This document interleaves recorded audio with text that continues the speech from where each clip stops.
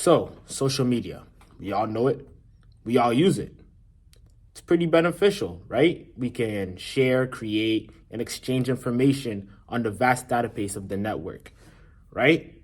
And it also helps us with our daily lives.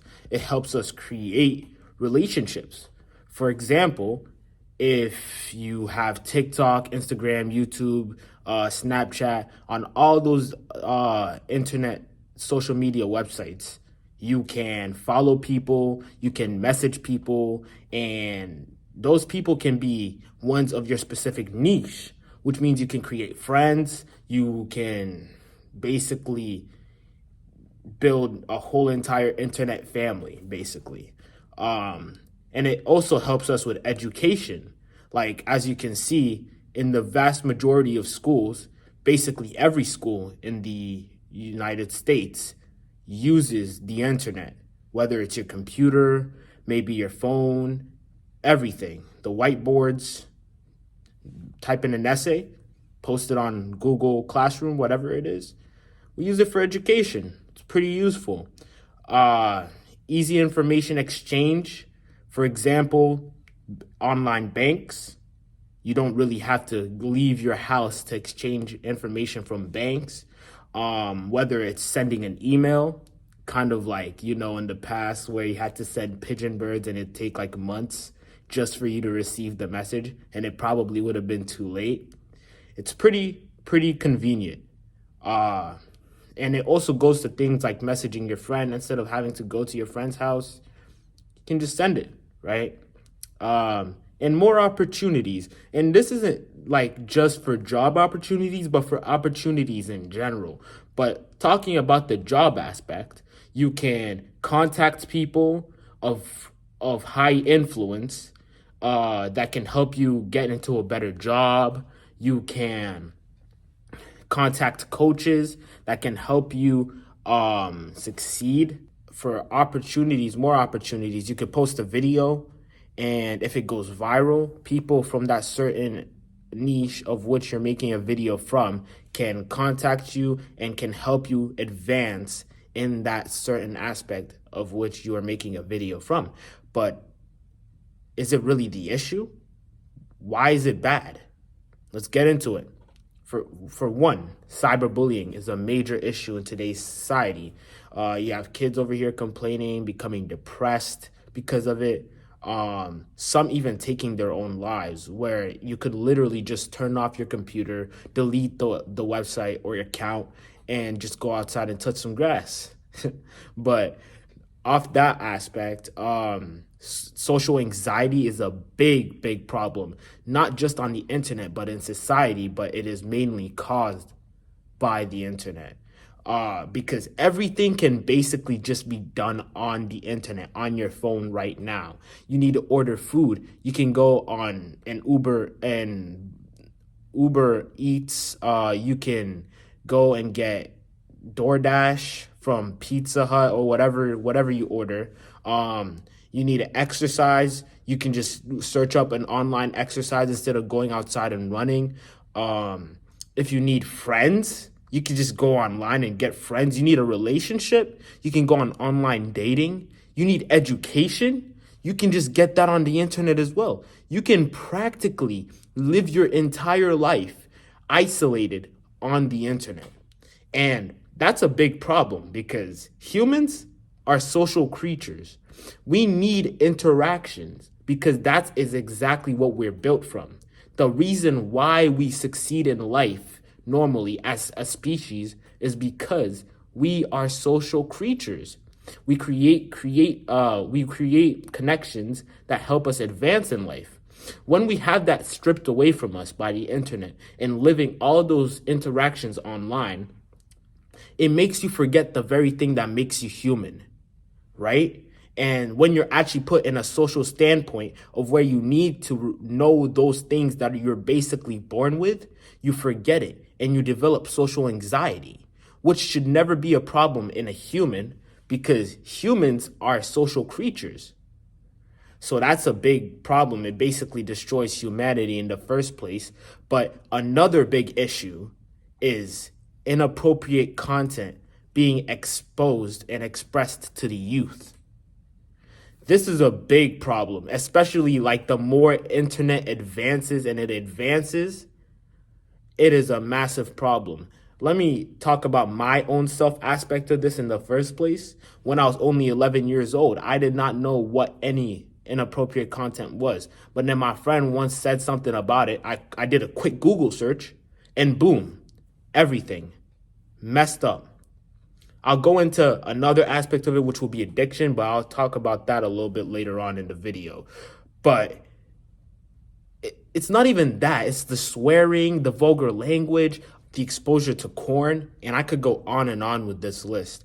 But the internet with all these inappropriate content is progressively destroying the future generations. I mean, we're seeing it with our own eyes. Gen Alpha, you can see your own kids, 3-year-olds, 4-year-olds, being addicted to a mobile device. I mean, look at back in the 2000s, the 1980s, 90s. Kids weren't worrying about how many likes they had or wanting to watch the latest Mr. Beast video. They would actually go outside and interact with each other. That was real life, creating real memories with real people. I mean, you could be on the internet and you could be talking to someone, but for all you know, that person could be a 90-year-old man. Right? But like it's just progressively ruining the future. I mean, talking to my own little brother, he's 3 years old. Why does he know swear words? Why does he know how to swear? And it's not even that. It goes further. Like they're learning the things that I started to learn when I was 12, when they're 2. A 1-year-old knows how to work a mobile device. I don't know. This shouldn't be allowed. This should not be allowed, because it's gonna ruin their brains. It's gonna ruin their attention spans. Soon, these kids won't even be able to hold a conversation without getting bored. It's gonna mess up their whole entire view on life. It's messing with their dopamine, right? The dopamine is a very, very important hormone, because it is the reason it makes you want to do something, right? It makes doing things fun. But when that dopamine is exposed with so much more, right, it's going to crave that, and it's going to ruin what you normally should be getting joy from. And it's just going to mess up your brain. Now let's talk about depression. Depression is mainly on the internet. It is insane. People obsessed with how many likes they get, girls obsessed with what social media women look like, to the point that they change their bodies and feel insecure about them. People feeling insecure, seeing rich people driving nice cars when you don't even know what their life actually is. People on social media lie. They put a fake image of what their life really is onto the internet, and it messes with other people's brains, because then they start to feel envy, greed, all this, and then they're like, wow, I wish that was me. They start to feel envious to the person whose life is probably messed up too. And this really messes with like the human mind. And lastly, invasion of privacy. I mean, I could feel this, because I remember when I used to be playing video games, I got hacked once, and then I started making a big deal out of it. But it's not even just me. Like, having a lot of your information online, if it's not securely done, since a lot of people on the internet, there's obviously hackers. And with those hackers, they can make your data breached, and it can just cause a lot of problems for you. You can lose your money. You can lose your identity. There's such thing as identity theft. There is so much. But let's go into my own take on the internet. You see, I don't believe that the internet is inherently bad. I mean, as I listed all the good things about it, I'm sure that the internet was intended to make humanity's lives easier. But just like any animal evolves, right? If your life is just becoming progressively easier, you're gonna lose all the strength that you had prior, like your mental strength, your physical strength. I mean, what do you think that's gonna do to your body when it comes to a point where jobs are fully online? You're just gonna be sitting, lounging around all day. Your muscles are gonna evolve to adapt to the new lifestyle it's at. If you work out every day, read a book, go outside, get some sunlight, you're going to be pretty healthy, right? Because you're doing things that humans are naturally meant to do. But if you're doing things like just sitting around, eating popcorn, watching TV, interacting online, that's going to mess with your brain. That's going to mess with your physical health and your mental health. It's just not good. And considering the fact on how it can also contribute to sin, I mean, songs, non-secular content, you absorbing all that content, it can change your frequency, right? And what I mean by this, I don't mean any astrology stuff or that, but let's say you're listening to a song, right? If you listen to a sad song is going to change your mood, and you're going to obviously now start feeling sad and start like reminiscing on like moments of where you've been sad, and it'll probably lower your mood, right? Or you listen to a song that's nostalgic, reminds you of the good old times, right? Or you could listen to a hard song that you listen to in the gym that motivates you, gives you energy. That's what I mean by frequency. These different songs can affect the way your mind sees the world. So if you're listening to secular content or non-secular content, it can bring that sin into you. So if you're listening to songs with lustful and sinful things being visualized, that content is all gonna get absorbed into your mind, and then it's going to manifest it into your life. It's gonna bring more sin into your life. I can relate to this because I remember where I was reading the Bible every single day. I was going outside. I was doing everything, right? But then I was listening to these songs, and I was bringing sin into my life by absorbing it through the content that I was absorbing, right? And that content started to make me go back to sinful ways. But then I started to wonder, why can't I stop? Why can't I stop? But then I realized it's the content that you absorb that affects what you do in your life. If you constantly watch David Goggins videos, you're probably going to feel motivated to change your life.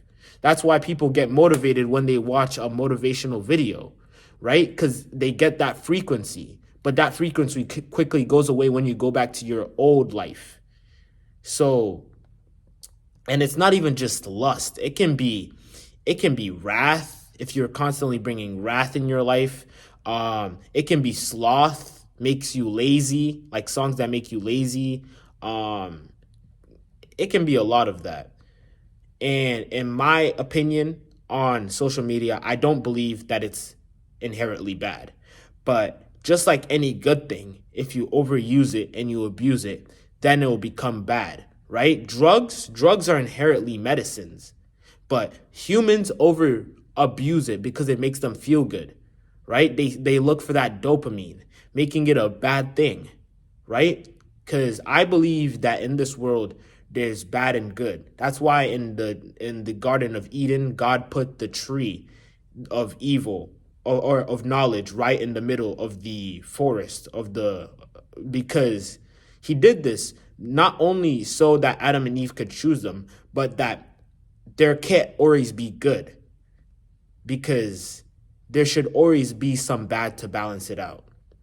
If there was always good, that would just be like a dystopian society. That would just be mind control, basically. You're not getting free will. Free will has bad and good in it. If free will was only good, then it wouldn't even be free will, because free will is choice. God puts bad and good in the world, so then you can choose him or choose the evil. There is so much evil in this world, and most of it is contributed from social media. So much of it. And you constantly consume this evil every single day. Like that goes down from the content that you get from social media. The content that you see on your Instagram Reels or on your For You page or on your recommended on YouTube, that content is all secular. And you're constantly bringing that information, that vibe into your life. You are slowly and steadily breaking and lowering yourself away from God. People make finding God hard, which is true because we're not perfect creatures, right? But it becomes so much easier when you erase that content from your life. That's why I basically eradicated all of my social media. I deleted Instagram. I deleted my Snapchat. I had to let go of a lot of friends. The only one that I have is maybe YouTube, and then the videos that I watch on TikTok for more advice on God.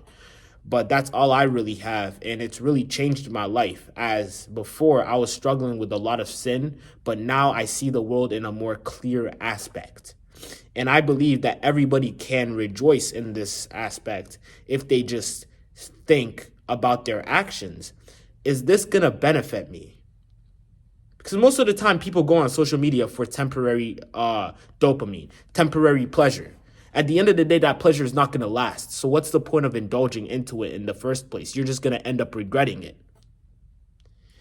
But that's my take on social media. Comment down below if I missed any information or if I got anything wrong, please. And like the video. And thank you for watching.